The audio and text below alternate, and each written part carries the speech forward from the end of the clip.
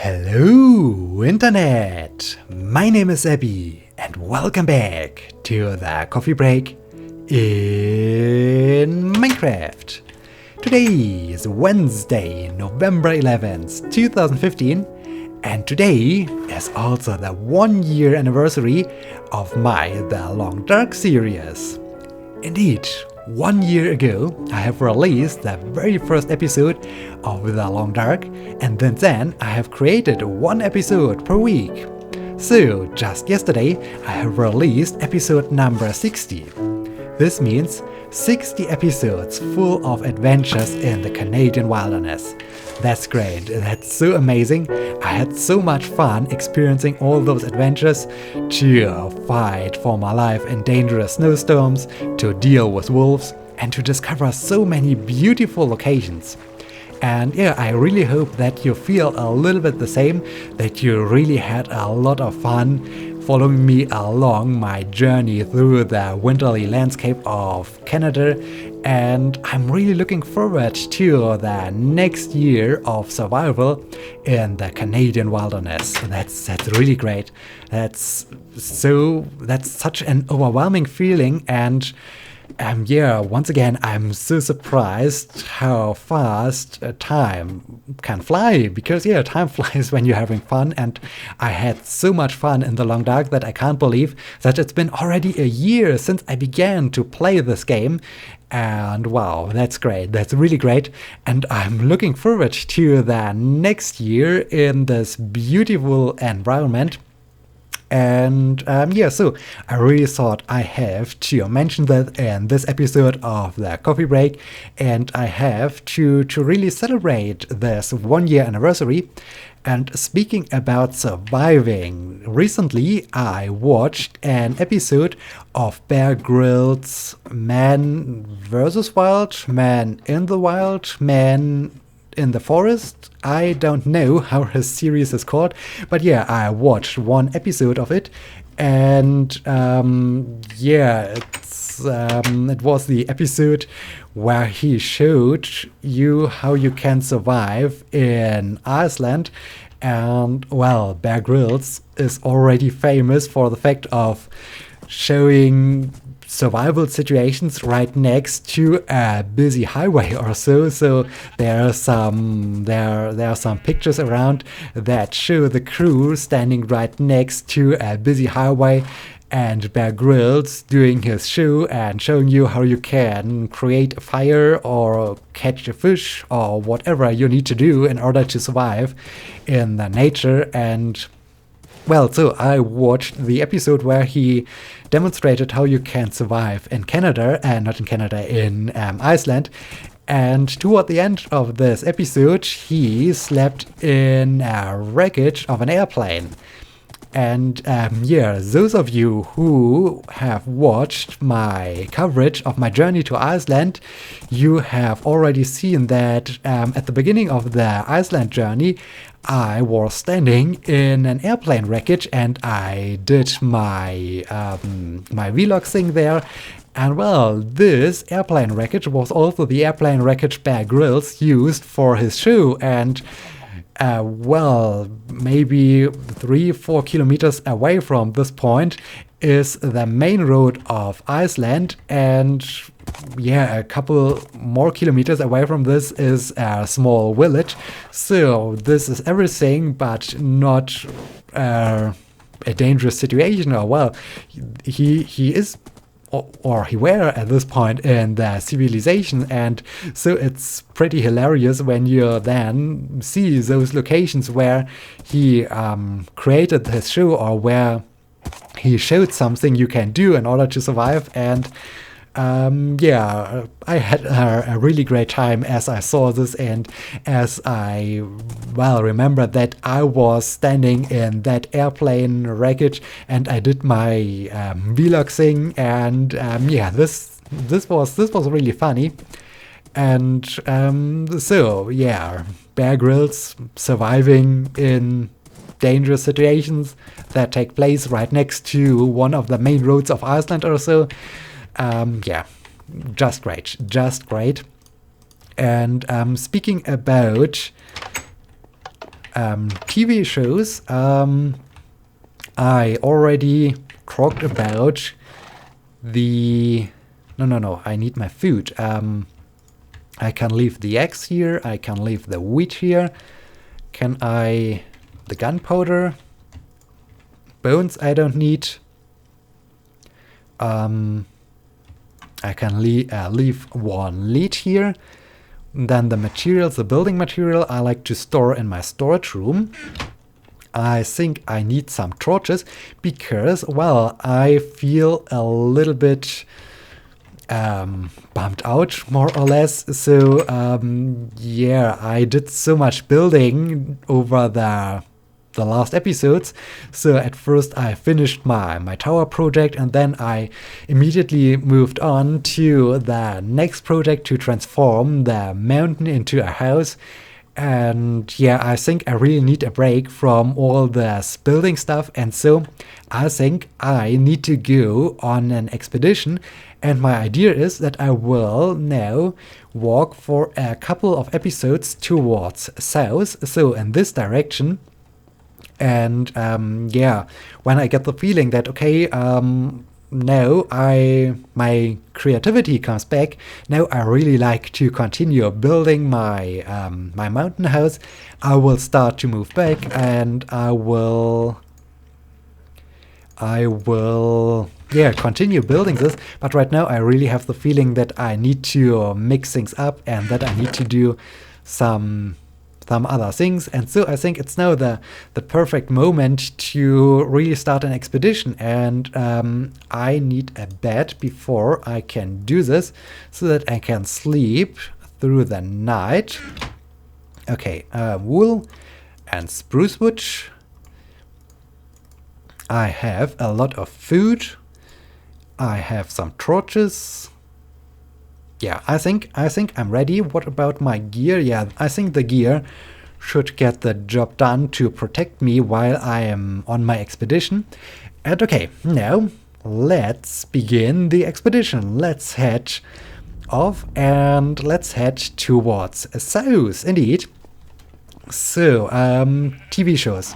Yeah, I already talked about the great Bob Ross marathon on Twitch, and I really enjoyed watching all those Bob Ross episodes of the Joy of Painting. This was really great, and I had a lot of fun. And I was really sad as the marathon was over, and due to the great response of the community, Twitch is now continuing to broadcast Bob Ross episodes, and so they will now broadcast The Joy of Painting every Monday. So they will do an Monday night, Bob Ross Monday night, or however they will call this phenomenon. And yeah, that's amazing. That's really great. This is it's really the joy of painting, and it makes me really happy to watch Bob Ross painting those beautiful paintings. And so I'm really happy that Twitch will continue to broadcast those episodes. The only sad thing is that the Bob Ross Monday takes place from let me just take a look, 3 p.m.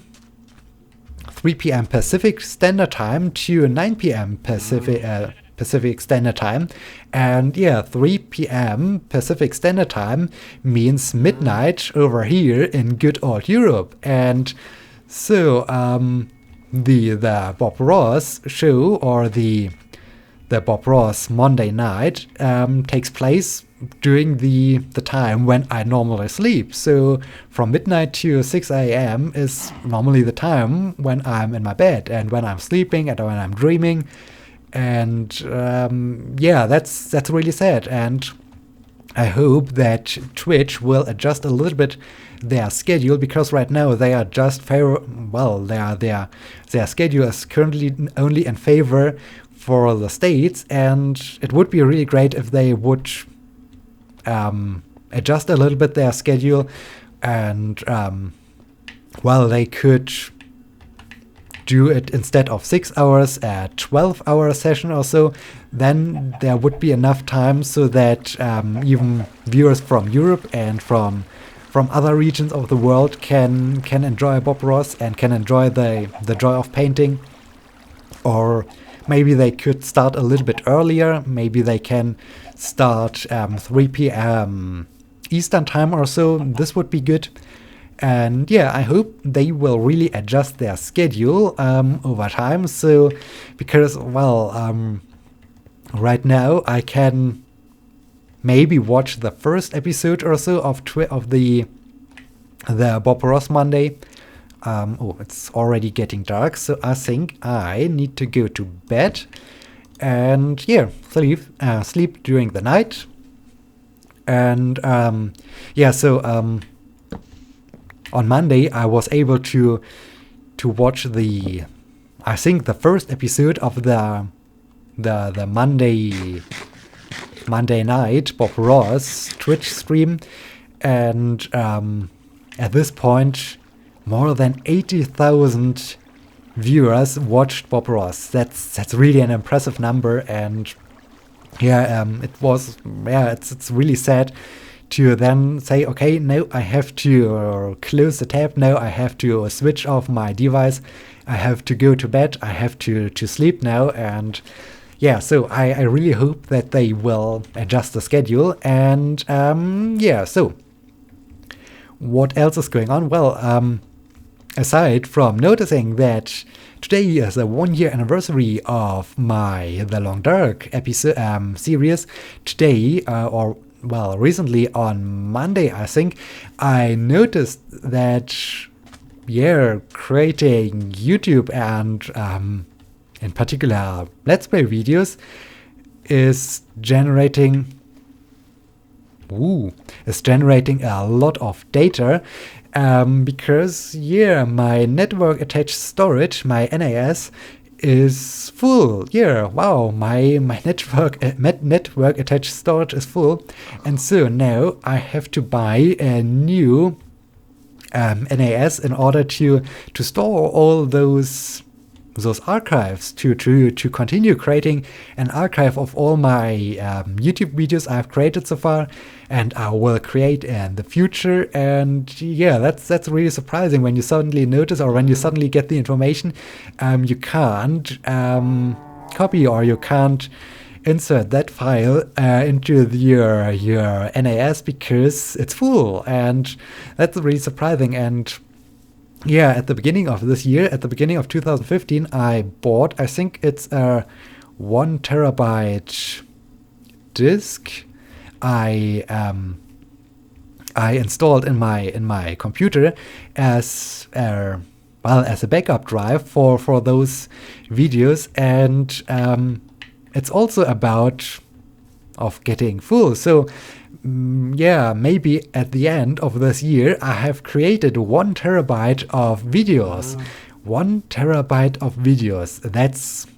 That's an impressive number, I guess. Well, I think other YouTubers are creating 4 terabytes or so of videos. I don't know, but yeah, to me it seems really impressive to have this high amount of data, or to be able to generate this high amount of data throughout a year.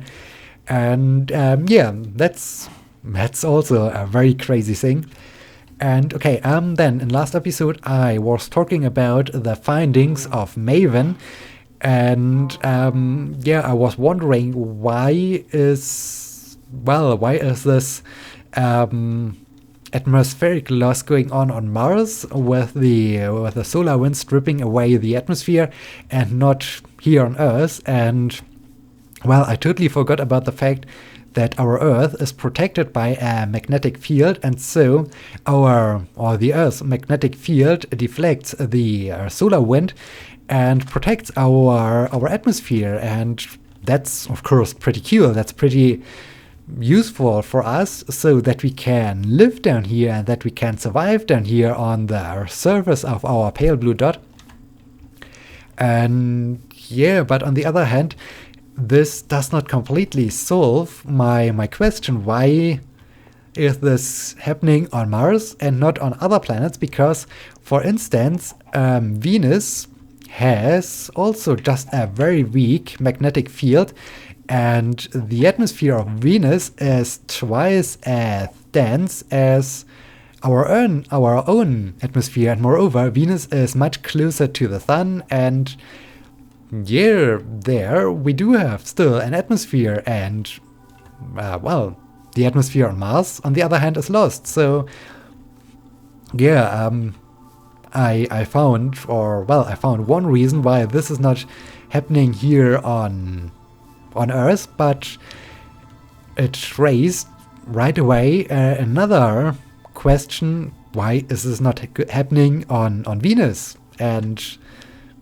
yeah, that's really exciting, and I'm still about to research all those this phenomenon, and I hope I can find something in our internet, and yeah, maybe I can answer something, or maybe this is really a question that is still puzzling, or that is still a very important question for all those planetary scientists, for all those scientists working with Maven and working with all those other spacecraft. And yeah, so I just wanted to say basically that that's a nice drop. That's really a nice drop down, that I totally forgot about our magnetic field. But on the other hand, the magnetic field is not solving all the questions, or is not answering all the questions. Well, it answers the question why this is not happening here on Earth. But yeah, as I said, Venus, for instance, has not a strong magnetic field. So yeah, it's still a very, very interesting thing going on. And yeah, so then, of course, space news continue, because on Monday, NASA published some, yet another press release about the most recent findings of Pluto, or that are about the most recent findings that were concluded out of the data transmitted by the New Horizons spacecraft. So on the one hand, Pluto's moons are rotating, so it's not like with our moon, which has, which is more or less locked, and we can only see one side of the moon while the moon orbits our Earth. The moons, or some moons of Pluto, are rotating around their own axis while they are orbiting around Pluto, and that's pretty impressive. I think, have I noted this number? I need just to take a look. No. So yeah, normally moons are in a synchronous rotation around the central body. But I think it's a very high number, about 89 rotations or so, 89 revolutions of one of the smallest moons of Pluto, which is also the most distant one. But yeah, that's pretty impressive. That's really impressive, or that's also a very impressive new finding. And aside from those spinning moons, they also counted the amount of impacts, and they also took a look at the size of the impacts to learn a little bit more about those Kuiper belt objects. And the most interesting thing is that there are no small craters on Pluto and on Charon. And so this is a little bit against the theory that those Kuiper belt objects have formed by accumulating or by collecting other smaller Kuiper belt objects, and so they grew to their current size. Okay, so we have a fire going over there, and so they grew to their current size. It seems because of the absence of small impact craters that well, those Kuiper belt objects have formed in their current size right away. So it's not that they have accumulated some mass over time. No, they were at this size right away, and that's also a very, very interesting finding. And they also used combined some images of Pluto's surface to generate some 3D models of the surface.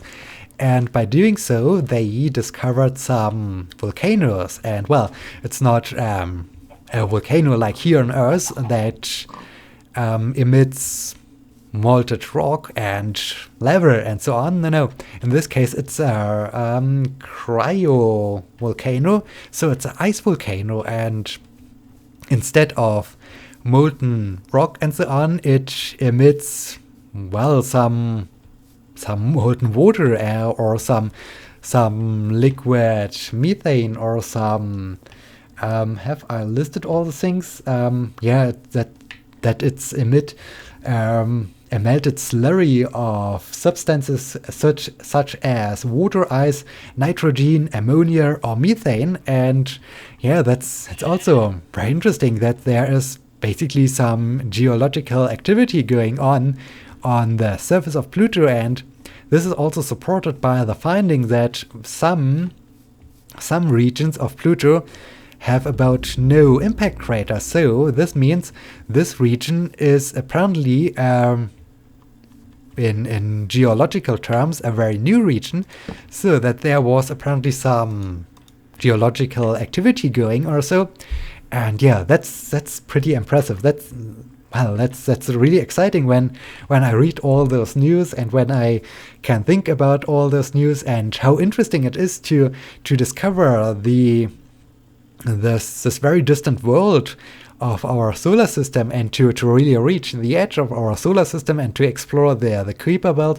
And now New Horizon is aimed at a different Kuiper belt object to take a look at it and to learn more about the Kuiper belt, and that's just amazing. And yeah, there are so many new questions, and yeah, as I said, I then start to research about things like why is, well, the atmosphere on Mars gone, but the atmosphere on Venus is still there and is even denser than the atmosphere here on Earth and so on. And that's amazing.